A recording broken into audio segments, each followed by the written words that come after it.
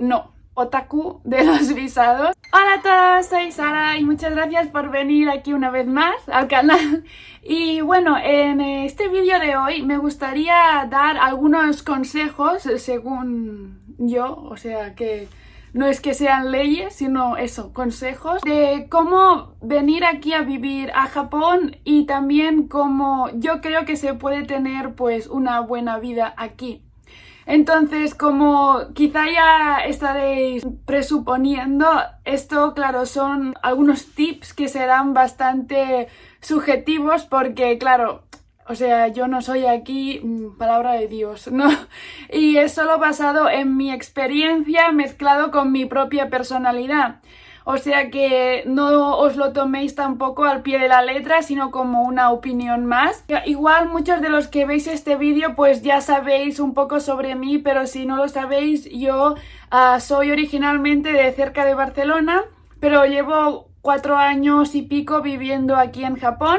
Primero vine como estudiante con una beca, la beca Monbusho, y hace unos meses empecé a trabajar full time. Antes de vivir a Japón, pues yo solía venir una vez al año o así, unos días de vacaciones, y lo hice durante 8 años, y después, pues eso, me mudé aquí hace 4 años y pico.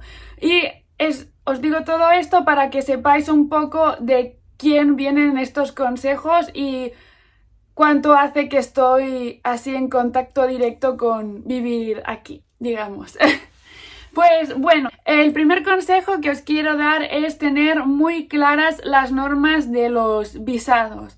Para vivir aquí en Japón como extranjero se necesita un visado normalmente. Cada visado tiene unas normas. Inmigración es bastante rígido aquí en Japón.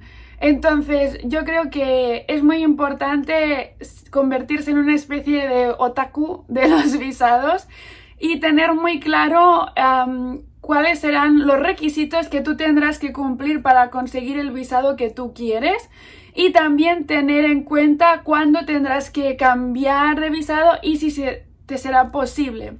Es decir, por ejemplo, hay gente que viene a Japón con la opción de la Working Holiday Visa, que es un visado que hace tiempo que está en algunos países y hace menos que está con otros, pero que es muy buen visado en el sentido que te deja entrar al país más o menos fácilmente, poder vivir aquí durante un año o más dependiendo de cuál sea el convenio con tu país y Japón. Pero claro, si tú después de eso te quieres volver a tu país no hay problema, pero si te quieres quedar en Japón pues tienes que pensar un poco cuáles serían tus opciones y si sería viable cambiar de visado, si tendrías que salir del país o no. Y no solo con la Working Holiday Visa, sino con cualquier tipo de visado. Por ejemplo, hay gente que viene aquí con visado de estudiante y después quieren quedarse a vivir aquí en Japón trabajando, pero no tienen una carrera universitaria ni tampoco tienen muchos años de experiencia en su campo, o sea, no tienen ninguno de los dos requisitos que se pedirían. Y eso pues supone un problema para mucha gente porque después pues igual no tienen suficiente dinero para seguir estudiando en Japón, no pueden quedarse full time trabajando porque tampoco tienen los requisitos que pide el gobierno. Entonces, por eso, en mi opinión, el tip número 1 es convertirte en esto, en una especie de otaku de los visados y tener bastante claro los requisitos que te piden para los visados a los que tú quieres optar al principio y durante tu estadía en Japón. Después, el consejo número 2 está un poco relacionado con el primero que he dicho y es no te cases para tener un visado. A ver, esto es muy personal y conozco a gente que está en Japón con visado porque se han casado con un japonés. No han tenido ningún problema y viven felices. Pero si me pedís si yo lo recomendaría a gente así en general, yo diría no. La razón por la cual no recomiendo casarse para tener un visado es porque aunque tú encuentres a alguien aquí y te enamores, si te casas con esa persona y tu visado depende de estar con esa persona, creo que eso te puede condicionar mucho. O sea, puede que en el futuro las cosas pues ya no vayan bien, o sea, es normal que parejas se rompan, entonces creo que el hecho de que tu visado dependa de eso te puede condicionar a seguir con esa pareja, mientras que quizá en otras condiciones, por ejemplo, si estuvieses en tu país, romperías antes. Además, que te puede condicionar el porcentaje de peligro es bastante alto, porque por ejemplo ya tiene como un riesgo tener un visado de trabajo o de estudiante o lo que sea, porque es como que ya tienes que cumplir con algo, tienes una condición para mantener ese visado. Por ejemplo, si eres estudiante, pues tienes que ir a clase y cumplir con lo que te pidan tus maestros y sacar buenas notas, aprobar para mantener ese visado. O si estás trabajando, pues tienes que cumplir con la empresa, en plan ser un buen trabajador. Siempre hay como un acuerdo, un contrato, digamos. Pues imagínate si eso depende de una relación amorosa que puede fracasar, digamos. Entonces no estoy diciendo que vaya a fracasar ni nada de eso, pero que el porcentaje es mucho más alto porque estamos hablando de sentimientos. Entonces yo creo que mezclar amor con visado, o sea, amor de pareja con visado, es un poco peligroso. Y aunque, como os digo, conozco a gente que lo ha hecho y le ha salido muy bien, creo que el riesgo es bastante alto. Y también, aparte de eso, creo que hay gente que se ha casado pues bastante rápido. O sea, no digo que no quisieran a su pareja, pero quizá en otras circunstancias habrían esperado un poco más. Es como que en periodo de noviazgo se casan rápidamente porque si no quizá los echan del país. Aunque creo que es muy respetable quien lo haga y conozco gente que ha tenido mucho éxito haciéndolo y son muy felices.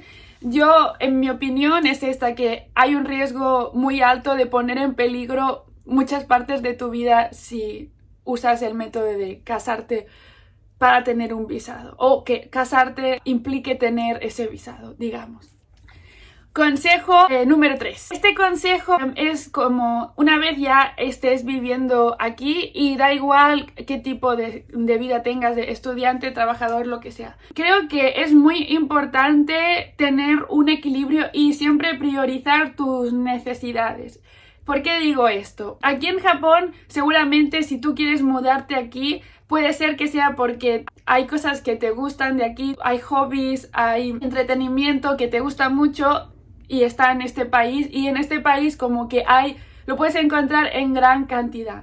Entonces he visto muchos casos de gente que vienen aquí y tienen muchas ganas de vivir intensamente sus hobbies, y lo entiendo. O sea, por ejemplo, hay gente que tiene muchas ganas de ir a conciertos de sus ídolos o de comprar en gran cantidad merchandising de eso que tanto le gusta, o de ir a muchos eventos. Eso lo entiendo, lo comparto, pero ¿dónde está el problema? El problema está en cuanto esa persona tiene un budget, un dinero limitado, y es como que empieza a perder de vista que tiene que comer bien, tener un horario, tiene que vivir saludablemente. Son muchos los casos que he visto gente que dejan de comer bien, por ejemplo, para poder tener esos hobbies, para vivir más intensamente esa vida de los hobbies.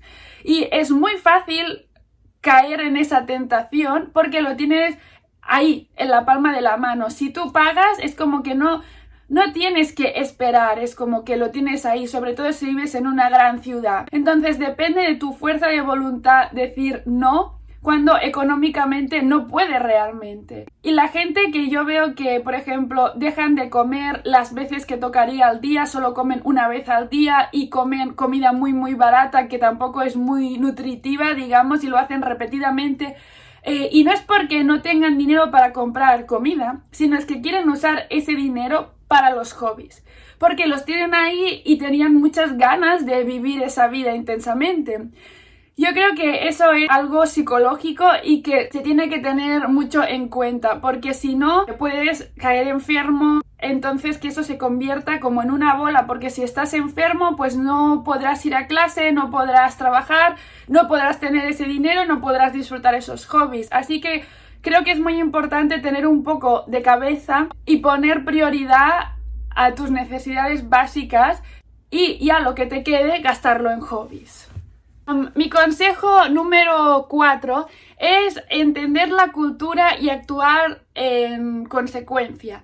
¿Qué quiero decir con eso? Pues que seguramente muchos de los que estáis interesados en Japón ya sabéis que la cultura aquí en Japón y la sociedad pues pueden tener muchos puntos diferentes a la cultura en España o en países de Sudamérica. Entonces, creo que es importante entender cómo funciona aquí la cultura, pero a la vez no olvidar que tú vienes de otra cultura. Es decir, creo que es muy importante respetar cómo se vive aquí, entender las normas sociales y también no ponerte en ese rol de que no, pero es que en mi país es diferente y entonces por eso no voy a respetar la norma. no.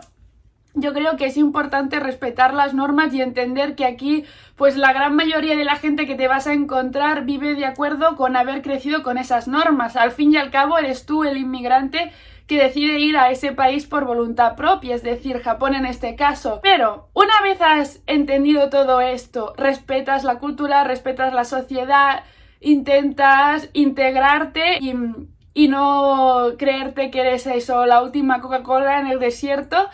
Una vez partiendo de que estás haciendo todo eso, creo que es importante usar a tu conocimiento como persona que ha crecido en otra cultura y no intentar como olvidar o perder tus raíces.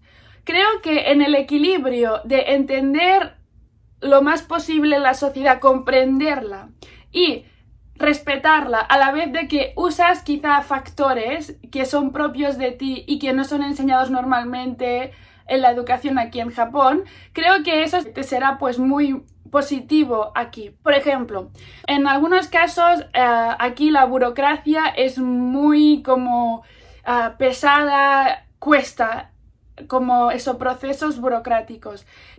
Creo que muchas veces cuando vas a preguntar algo te dicen no. Aunque no te digan no con la palabra no, pero recibes una negativa. La gente prefiere no armar follón para no romper el ambiente, digamos, aquí en Japón. Y creo que es importante, pues, no armar este follón, tú tampoco.